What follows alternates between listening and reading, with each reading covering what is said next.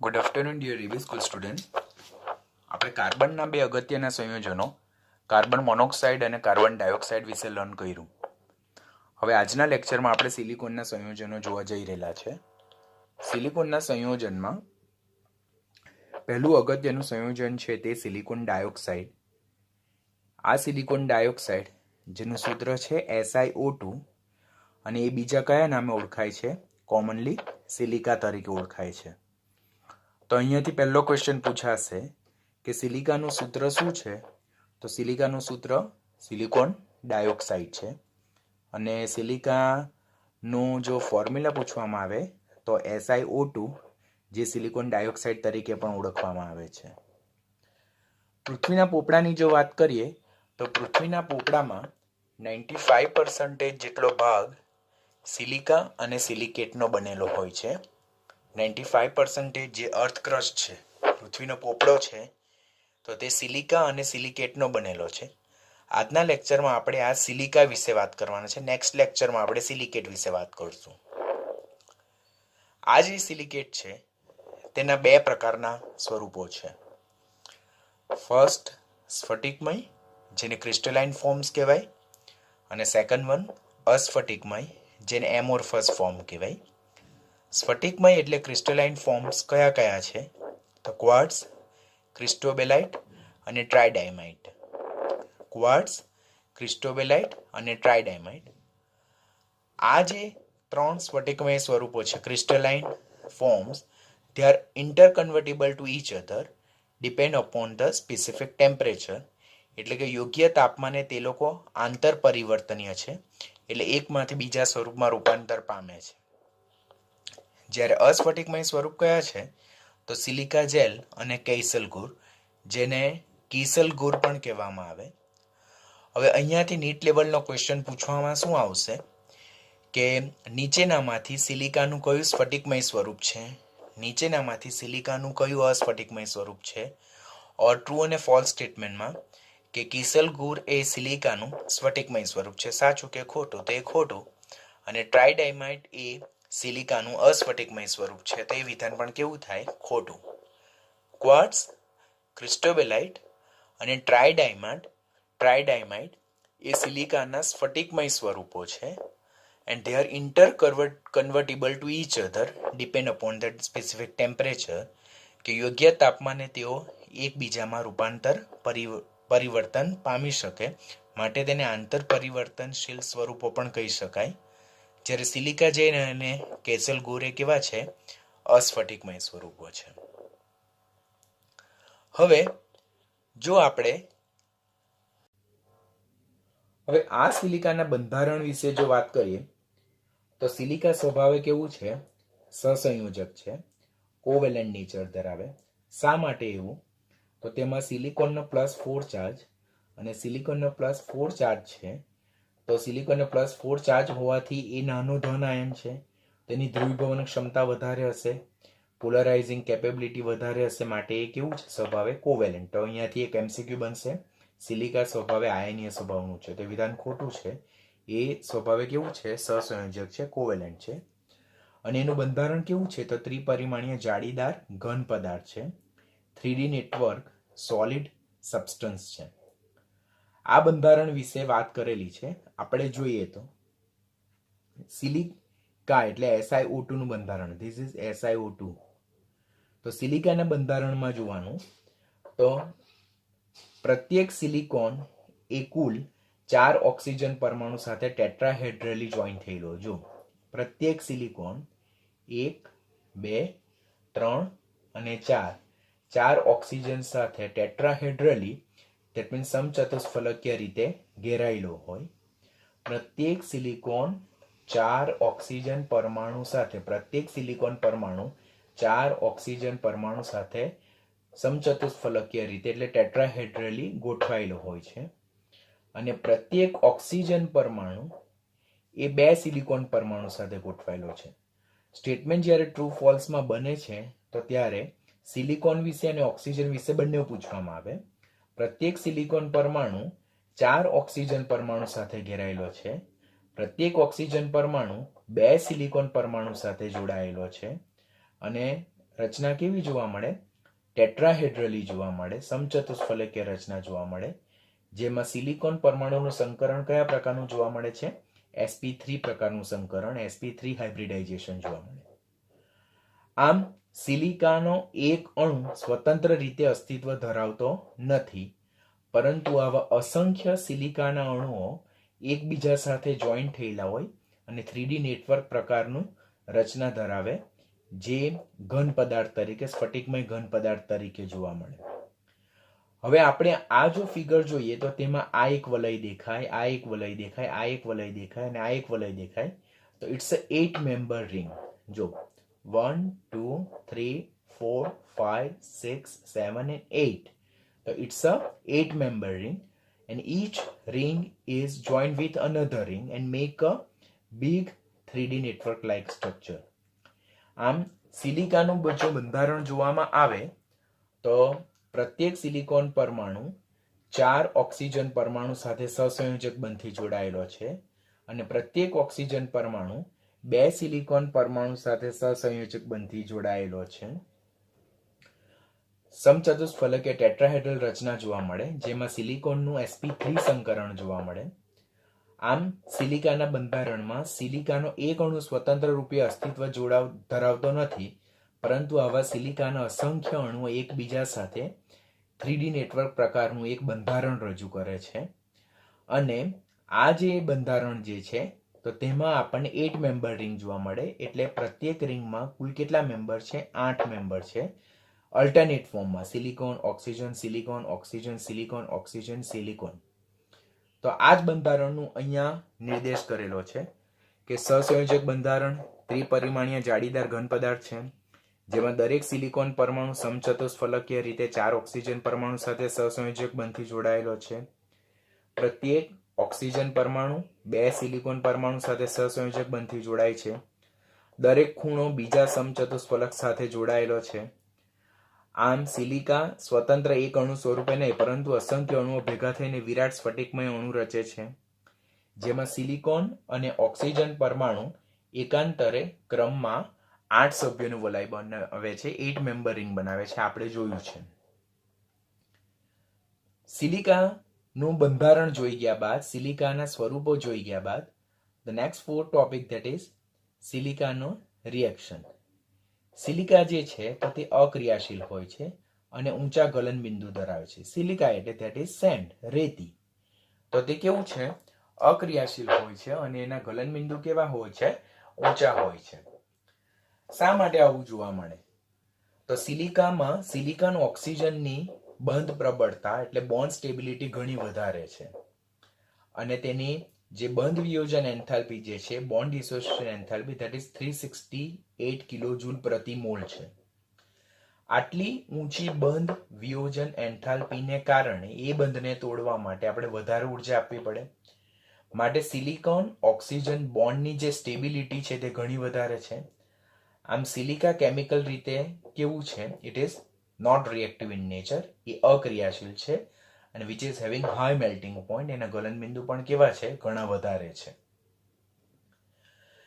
તે ઊંચા તાપમાને પણ એટલે હાઈ ટેમ્પરેચર પર હેલોજન સાથે, હાઇડ્રોજન સાથે, એસિડ સાથે કે ધાતુ સાથે પ્રક્રિયા કરતું નથી. હવે આ સ્ટેટમેન્ટ પર તમે કન્ફ્યુઝ થશો. તે ઊંચા તાપમાને પણ હેલોજન સાથે, હાઇડ્રોજન સાથે, એસિડ સાથે અને ધાતુ સાથે પ્રક્રિયા કરતો નથી, પરંતુ અહીંયા બ્રેકેટમાં આપ્યું છે ફ્લોરિન. ફ્લોરિન એ સૌથી પ્રબળ વિદ્યુત ઋણમય તત્વ છે, સૌથી વધુ સક્રિય અધાતુ તત્વ છે અને HF જે છે તો ફ્લોરિન અને HF બંને સાથે આ સિલિકા પ્રક્રિયા કરે છે.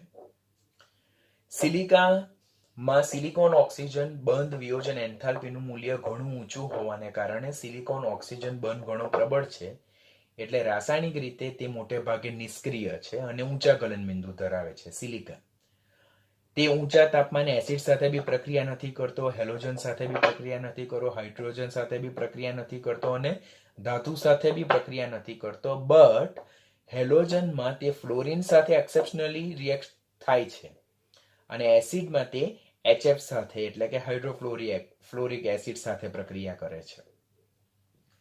તો આમ સિલિકાના 3 પ્રકારના રિએક્શન ખાસ યાદ રાખવાના, જે ટેક્સ્ચ્યુઅલ અને ઘણી બધી રેફરન્સ બુકમાં સેમ રિએક્શન છે. આપણે એટલા રિએક્શન યાદ રાખશું તો that is more than sufficient. તો પહેલું સિલિકાની ફ્લોરિન સાથેની પ્રક્રિયા. એકમાત્ર હેલોજન, અહીંયાથી ક્વેશ્ચન પૂછાય, નીચેનામાંથી કયા હેલોજન સાથે એકમાત્ર હેલોજન સાથે સિલિકોન પ્રક્રિયા કરે છે? તો ધેટ ઇઝ ફ્લોરિન. તો જ્યારે સિલિકાની ફ્લોરિન સાથે 2 મોલ ફ્લોરિન સાથે પ્રક્રિયા થાય તો સિલિકોન ટેટ્રાફ્લોરાઇડ મળે અને ઓક્સિજન છૂટો પડે છે. સિલિકોન એસિડ સાથે પ્રક્રિયા નથી કરતું. એકમાત્ર કયા એસિડ સાથે પ્રક્રિયા કરે? HF સાથે પ્રક્રિયા કરે. તો સિલિકોનની જ્યારે 4 મોલ HF સાથે હાઇડ્રોફ્લોરિક એસિડ સાથે પ્રક્રિયા થાય ઓર હાઇડ્રોજન ફ્લોરાઇડ સાથે પ્રક્રિયા થાય તો સિલિકોન ટેટ્રાફ્લોરાઇડ મળે અને H2O છૂટો પડે. બનતો સિલિકોન ટેટ્રાફ્લોરાઇડ વધુ HF સાથે પ્રક્રિયા કરીને હાઇડ્રોફ્લોરોસિલિસિક એસિડ બનાવે છે. પહેલા તો નીચેનામાંથી કયા એસિડ સાથે સિલિકા એકમાત્ર પ્રક્રિયા કરી શકે? તો તે HF સાથે હાઇડ્રોફ્લોરિક એસિડ ઓર હાઇડ્રોજન ફ્લોરાઇડ સાથે પ્રક્રિયા કરે. સિલિકા HF સાથે પ્રક્રિયા કરીને શું બનાવે? તો સિલિકોન ટેટ્રાફ્લોરાઇડ. એ સિલિકોન ટેટ્રાફ્લોરાઇડ વધુ પડતા HF એટલે કે હાઇડ્રોજન ફ્લોરાઇડ સાથે પ્રક્રિયા કરીને હાઇડ્રોફ્લોરોસિલિસિક એસિડ બનાવે છે.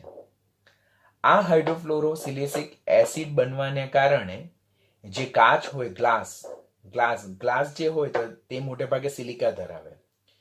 તો હાઇડ્રોફ્લોરોસિલિસિક એસિડ બનાવવાને કારણે કાચમાં હાજર સિલિકા જે છે તો તે ડિઝોલ્વ થવા માંડે છે.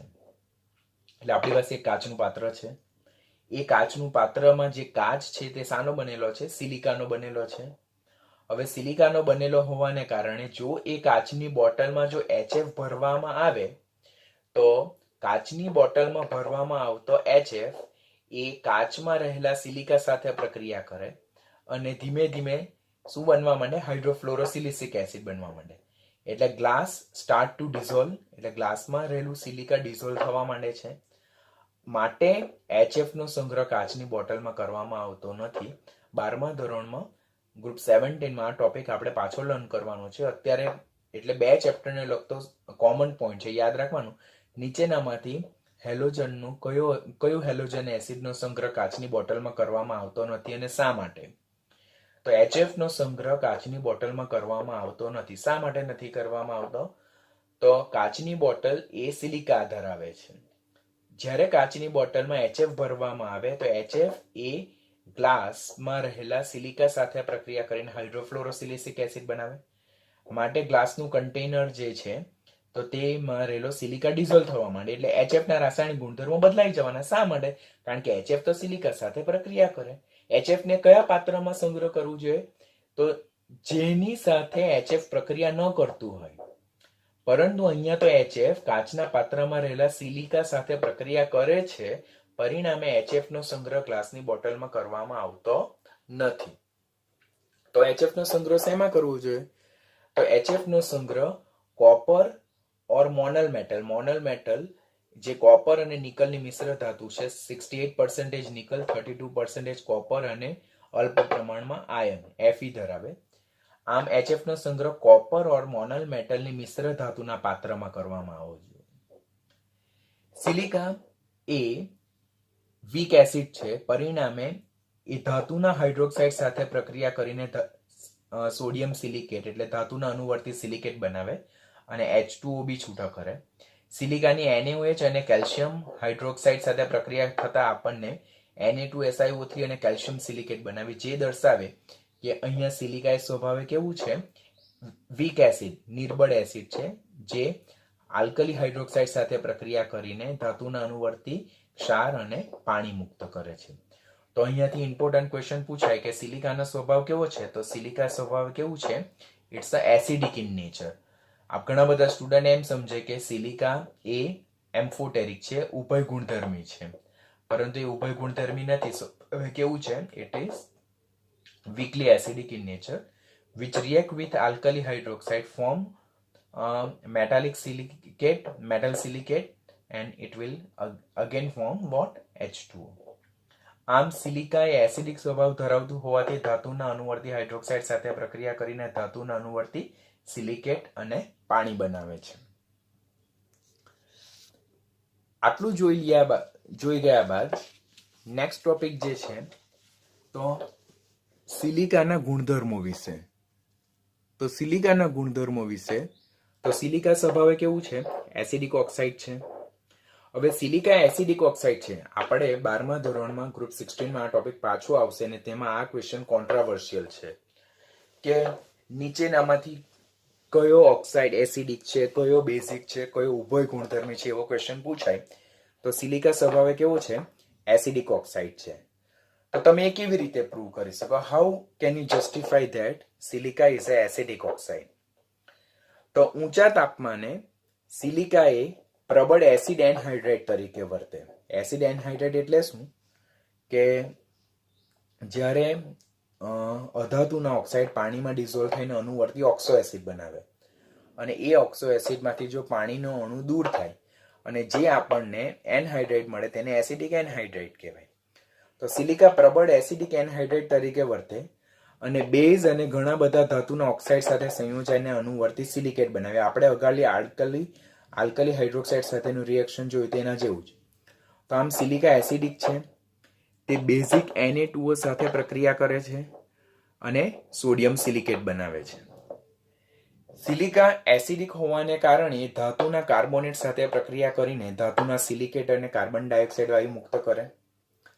આમ આ બે પ્રક્રિયાને આધારે આપણે કહીએ કે એસિડિક સિલિકા એ બેઝિક ધાતુના ઓક્સાઇડ, બેઝિક ધાતુના કાર્બોનેટ અને બેઝિક ધાતુના હાઇડ્રોક્સાઇડ સાથે પ્રક્રિયા કરીને ધાતુના અણુવર્તી સિલિકેટ બનાવે છે, જે દર્શાવે છે કે સિલિકા એ કેવા સ્વભાવનું છે?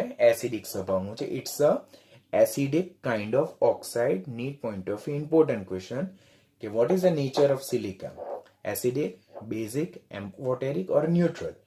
તો it is acidic kind of oxide. Silica માટે ખાસ યાદ રાખવાનું.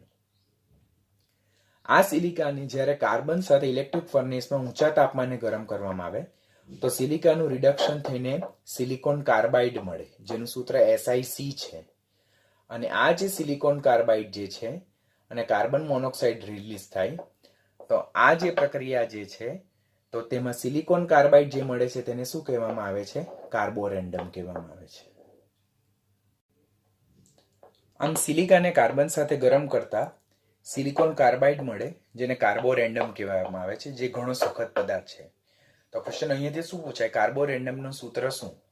તો carborundum that is silicon carbide that is SiC. તો આ સૂત્ર યાદ રાખવાનું. સિલિકોન કાર્બાઇડ SiC ને શું કહેવામાં આવે છે? કાર્બોરેન્ડમ. કાર્બોરેન્ડમ કેવી રીતે મળે? સિલિકાનું રિડક્શન કાર્બનની મદદથી ઊંચા તાપમાને કરવાથી, કે જેમાં કાર્બન મોનોક્સાઇડમાં ઓક્સિડેશન પામે અને સિલિકા સિલિકોન કાર્બાઇડમાં રિડક્શન પામશે. આપણે સિલિકા જોયું, સિલિકોનનું બંધારણ જોયું, સિલિકાના સ્વરૂપ જોયા, સિલિકાના રાસાયણિક ગુણધર્મો જોયા. હવે સિલિકાના અસ્ફટિકમય સ્વરૂપોમાં સિલિકા જેલ. તો સિલિકોન ટેટ્રાક્લોરાઇડ બનાવટ વિશે ખાસ લર્ન કરવાનું છે, વધારે કંઈક આપણે યાદ નથી રાખવાનું. તો સિલિકા જેલ કેવી રીતે મળે? તો સિલિકોન ટેટ્રાક્લોરાઇડની 4 મોલ પાણી સાથે પ્રક્રિયા કરવામાં આવે તો SiO2 into 2H2O એટલે કે હાઇડ્રેટેડ સિલિકા મળે, તેને કહેવામાં આવે છે સિલિકા જેલ. અને પ્લસ 4 હાઇડ્રોક્લોરિક એસિડના અણુ મુક્ત થાય. એવી રીતે દ્રાવ્ય સોડિયમ સિલિકેટની HCl અને પાણી સાથે પ્રક્રિયા થતા આપણને સિલિકા જેલ મળે છે અને NaCl છૂટું પડે. ઓર સિલિસિક એસિડ SiOH4 તેનું ડિહાઇડ્રેશન કરવામાં આવે તો પણ આપણને સિલિકા જેલ મળે છે. આમ સિલિકા જેલ કેવી રીતે પ્રાપ્ત થાય? તો આપણે આ કોમન જસ્ટ બનાવટ યાદ રાખવાની. ઉપયોગો વિશે ખાસ, સિલિકાના કમ્પાઉન્ડના ઉપયોગો વિશે ખાસ ક્વેશ્ચન પૂછાય છે. તો પેલું ક્વાર્ટઝ જે છે તો દાબ વૈદ્યુત પદાર્થ તરીકે, એટલે જેને ફિઝો ઇલેક્ટ્રિક મટીરિયલ કહેવામાં આવે છે. ફિઝો ઇલેક્ટ્રિક મટીરિયલ એટલે શું તે આપણે અગાડી લર્ન કરવાના છે, એટલે અહીંયા હું વધારે ડિટેલમાં એક્સપ્લેન નથી કરતો તમને. પછી હાઈલી એક્યુરેટ વોચની બનાવટમાં એનો ઉપયોગ થાય. આધુનિક રેડિયો તથા ટેલિવિઝન કોમ્યુનિકેશનના જે સાધનો છે તેમાં પણ ક્વાર્ટઝનો ઉપયોગ થાય. અને ગતિશીલ રેડિયો પ્રત્યાયન એટલે કે મોબાઈલ રેડિયો કોમ્યુનિકેશન જે છે તેમાં પણ આ ક્વાર્ટઝનો ખાસ ઉપયોગ થાય. તો અહીંયાથી ક્વેશ્ચન શું બનશે કે નીચેનામાંથી કયો ક્વાર્ટઝનો ઉપયોગ છે, કયો ક્વાર્ટઝનો ઉપયોગ નથી? તો પછી એમ ક્વેશ્ચન પૂછાય કે ફિઝો ઇલેક્ટ્રિક મટીરિયલમાં નીચેનામાંથી સિલિકાનું કયું સ્વરૂપ વપરાય? તો ધેટ ઇઝ ક્વાર્ટઝ. ત્યાર પછી મોબાઈલ રેડિયો કમ્યુનિકેશન ઓર ગતિશીલ રેડિયો પ્રત્યાયનમાં નીચેનામાંથી સિલિકાનું કયું સ્વરૂપ વપરાય છે? તો સ્ફટિકમય સ્વરૂપ કયું વપરાય છે? ક્વાર્ટઝ વપરાય છે. જ્યારે બીજા અગત્યના સંયોજનો સિલિકા જેલ અને કેસેલ કોર, જેના વિશે પણ કોમ્પિટિટિવની એક્ઝામમાં તમારે ખાસ ફોકસ કરવાનું થાય, તો તેમાં સિલિકા જેલ જે છે, તો સિલિકા જેલ તે અસ્ફટિકમય છે અને અતિ છિદ્રાળુ છે. તે ફક્ત 4% પાણી જ ધરાવે છે. પેટ્રોલિયમ ઇન્ડસ્ટ્રીમાં એનો ખાસ ઉપયોગ થાય. કોલમ ક્રોમેટોગ્રાફીમાં એડઝોર્બન્ટ તરીકે, અધિશોષક તરીકે, એટલે જેના પર સેમ્પલ રન થાય. કોલમ ક્રોમેટોગ્રાફી શું છે તે તમે ઓલરેડી ઓર્ગેનિક કેમિસ્ટ્રીમાં લર્ન પ્યુરિફિકેશન મેથડમાં તમે લર્ન કર્યું છે.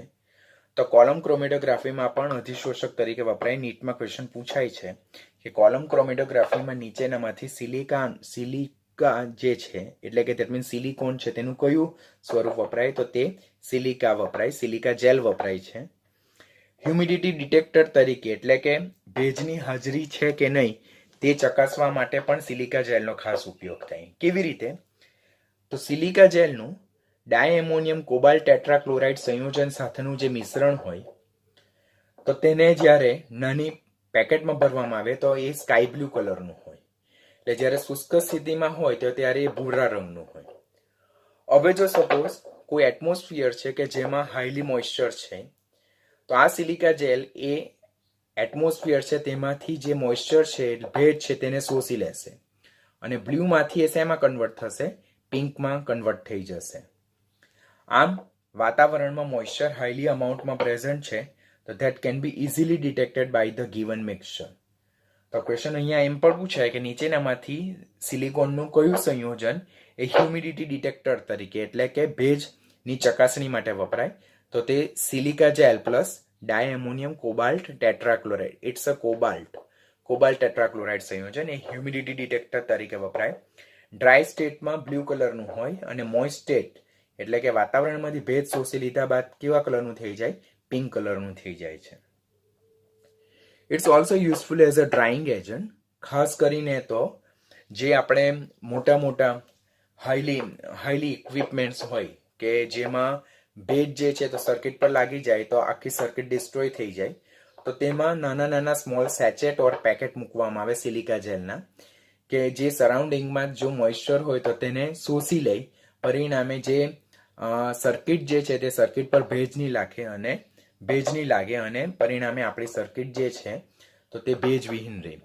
લાઈક મોબાઈલ્સ છે, પછી વોચ છે, ઘણા ઇલેક્ટ્રિક ઇક્વિપમેન્ટ્સ છે, ઇલેક્ટ્રોનિક્સ છે, તો તેના બોક્સ જેવો ઓપન કરશો તમને તો નાની વ્હાઇટ કલરનું એક પેકેટ જેવું દેખાય, સેચેટ જેવું દેખાય.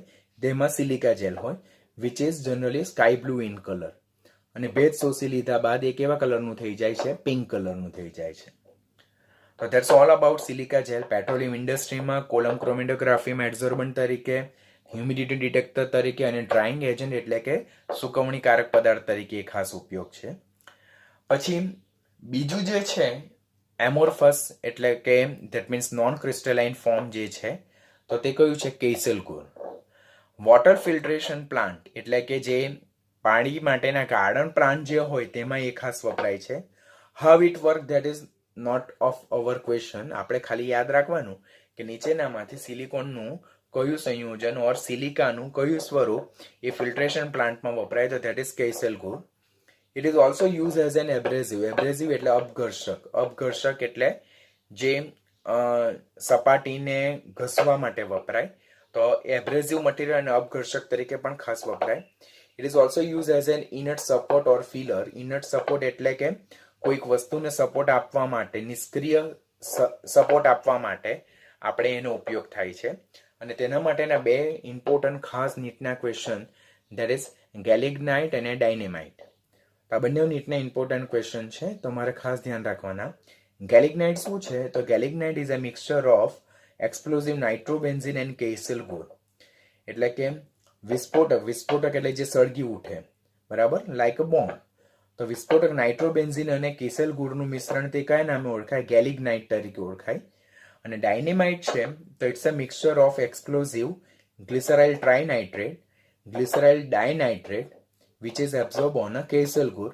કે જે કેસલ ગુણની સપાટી પર શોષવામાં આવેલા હોય છે. તો કેલિગ્નાઇટ અને ડાયનામાઇટ એ બંને કેસલ ગુણના જ મિશ્રણ છે, જેમાં એક્સપ્લોઝિવ એટલે કે વિસ્ફોટકને સાથે મિશ્રણ કરવામાં આવેલું હોય છે. તો આ બંને જે મિક્સચર છે તે યાદ રાખવાના. And they are absorbed or they are mixed with a castle ગુણ એઝ અ inert support. તો આની સાથે સિલિકાનું બંધારણ, સિલિકાના સ્વરૂપો, સિલિકાનું પછી ગુણધર્મો અને સિલિકાના જુદા જુદા જે સ્વરૂપો છે તેના ઉપયોગો આપણો ટોપિક કેવો થાય છે, ઓવર થાય છે.